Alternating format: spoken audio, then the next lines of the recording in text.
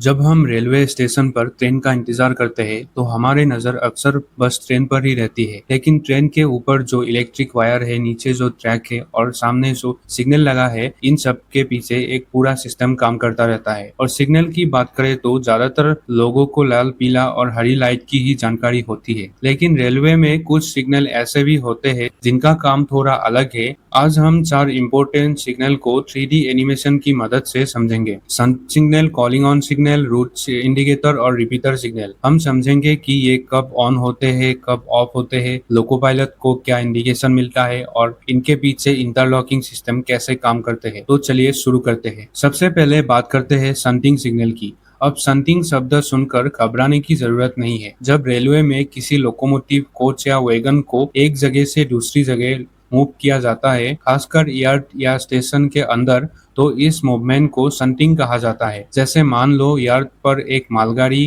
के डिब्बे खड़ा है, अब उसे किसी दूसरे ट्रैक पर ले जाना है, तो इस तरह के मूवमेंट को कंट्रोल करने के लिए सनटिंग सिग्नल का इस्तेमाल किया जाता है। अब आते हैं सबसे जरूरी सवाल, सनटिंग सिग्नल ऑन और ऑफ होने का मतलब क्या है। यहाँ एक बात समझना बहुत जरूरी है। सनटिंग सिग्नल एस्पेक्ट और उनके मीनिंग सिग्नल के प्रकार और रेलवे के ऑपरेटिंग रूल के अनुसार होते हैं। इसीलिए हर जगह एक ही फिजिकल अपीयरेंस मान लेना सही नहीं होगा। लेकिन बेसिक आइडिया बहुत सिंपल है। जब सन सिग्नल के दोनों बॉटम की लाइट ऑन होती है, जो एक हॉरिजॉन्टल लाइट इंडिकेट करती है, जो सन सिग्नल ऑपरेशन में ऑन एक्सपेक्ट एक रेस्ट्रिक्टेड मूवमेंट का इंडिकेशन देता है, जिसका मतलब है कि लोको पायलट ट्रेन को सनटिंग के लिए आगे प्रोसीड नहीं कर सकता। ऑफ एक्सपेक्ट में सन सिग्नल में बॉटम की एक लाइट बंद हो जाती है और ऊपर वाली लाइट ऑन हो जाती है, जो एक इंक्लाइन लाइन इंडिकेट करती है। लेकिन इसका मतलब ये नहीं कि ड्राइवर आग बंद करके आगे निकल जाएगा। लेकिन सबसे पहले जिस रूट पर सनटिंग करना है, उसके पॉइंट सही पोजीशन में होने चाहिए। इलेक्ट्रॉनिक इंटरलॉकिंग पहले पुष्टि करता है कि आगे का ट्रैक खाली है,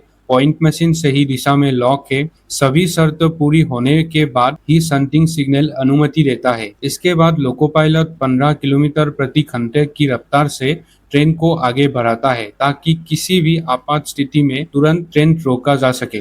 अब आते हैं कॉलिंग ऑन सिग्नल पर। इसे एक एग्जाम्पल के थ्रू समझते हैं।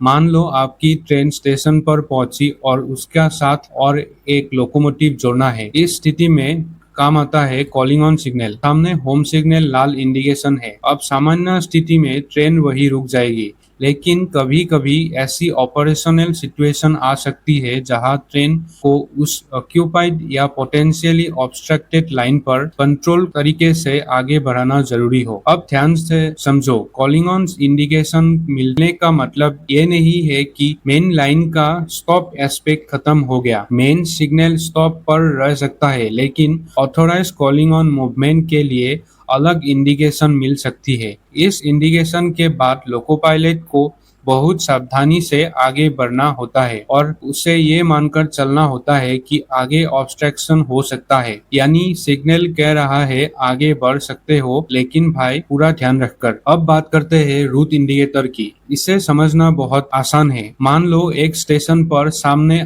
से आने वाली ट्रेन के लिए 3 अलग अलग रूट अवेलेबल है। एक रूट प्लेटफॉर्म नंबर 1 की तरफ जाता है, दूसरा प्लेटफॉर्म नंबर 2 की तरफ और तीसरा किसी लूप लाइन की तरफ। अब सवाल है, अगर सिग्नल प्रोसीड इंडिकेशन दे रहा है तो ड्राइवर को कैसे पता चले कि रूट कौन सा सेट हुआ है। यहीं पर रूट इंडिकेटर काम आता है। इसे ज्यादातर जंक्शन स्टेशनों पर यह सिग्नल लगाया जाता है। सबसे पहले ऑथोराइज रूट सिलेक्ट किया जाता है, फिर इस रूट के पॉइंट अपनी रिक्वायर्ड पोजीशन में जाते हैं। जब रूट सेट होता है तो इलेक्ट्रॉनिक इंटरलॉकिंग केबल सिग्नल को येलो नहीं करता, बल्कि रूट इंडिकेटर भी सक्रिय कर देता है। ये सफेद रोशनी या विशेष पैटर्न के रूप में दिखाई देते हैं और लोको पायलट को बताते हैं कि train main line, loop line या यार्ड लाइन पर भेजी जा रही है। इससे ड्राइवर को पहले से ही रूट समझ आ जाता है और इसी के अनुसार अपनी गति और सतर्कता बनाए रखता है। अब आते हैं रिपीटर सिग्नल पर।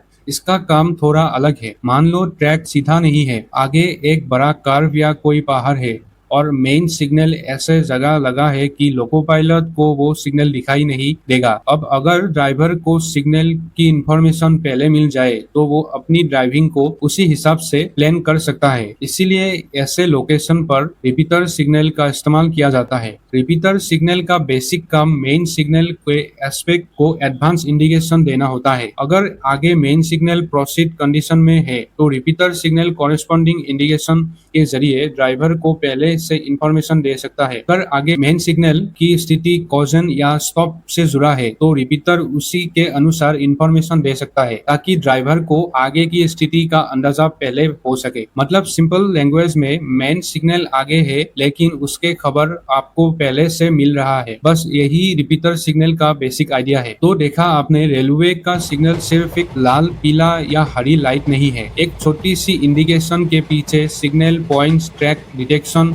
इंटरलॉकिंग और रेलवे ऑपरेटिंग रूल के पूरी चेन काम करती है। और सबसे खास बात ये सिग्नल का सही मतलब समझना सिर्फ ड्राइवर के लिए नहीं बल्कि पूरी रेलवे ऑपरेशन के लिए बेहद जरूरी है। चैनल को सब्सक्राइब करके यहाँ पर क्लिक करके रेलवे सिग्नल और इंटरलॉकिंग के बारे में समझ सकते हैं।